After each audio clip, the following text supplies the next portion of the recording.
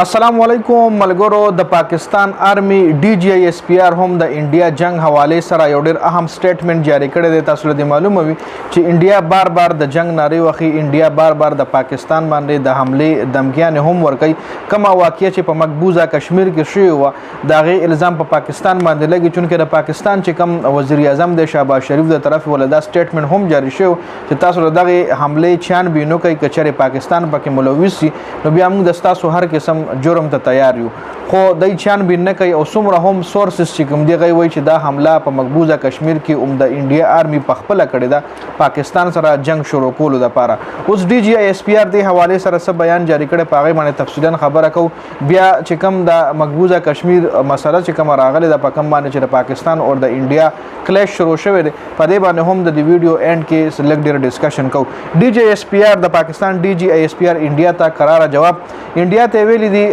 ډي جی آی ایس پی آر ک انډیا ته د شک وی نو مونږ تیار یو. که تاسو په مونږ د شک کوي یا تاسو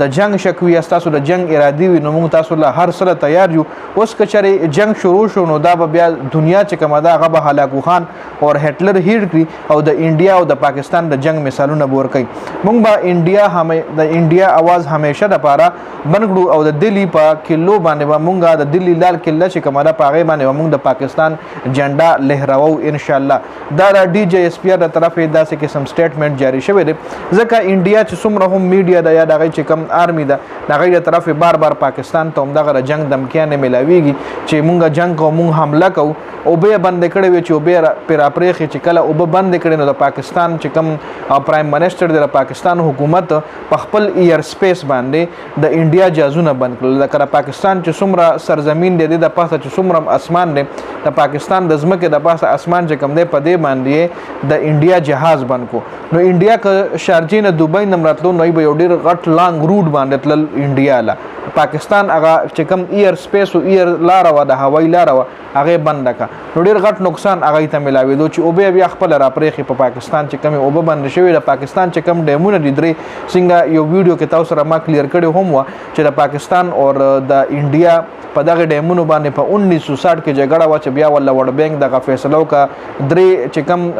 دریاونه هغه انډیا لا ورکل درې دریاونه پاکستان ته ورکل. د پاکستان چې کم هغه درې دریابونه دي نو دغه لار هم په انډیا دغه په انډیا باندې راتېریږي او پاکستان ته راځي. نو ورډ بانک په 1960 کې انډیا ته ویلو چې تاسو د دې او بو استعمالول شي ټرباین په دغه کول شي بجلی ته پروډوس کول شي خو ډیم په نشي جوړولې ډیم بنو جوړوي او به سٹور کوي نو او به روانو او به نه چې تاسو څومره کار غشته شي خلک ته خو به سٹور کوي نه نو دغه او به پاکستان ته راځي. پاکستان ته اجازه شته د پی ډیم هم جوړول شي سٹور کول شي هر قسم ته اجازه شته. نو هغه او به باندې کړي وي چې او به باندې کې نو سره هم بیا زین نوې کډیمونه ولا جوړم کی خود بیا هم او به چې کم دی دومره ډیر ټایم د پاره غي نشي سٹور کولې نه هم په پاکستان باندې واپس راغی. هم هغه او به پاکستان چې کومې باندې کړي واغې واپس را پلیخي مجبورن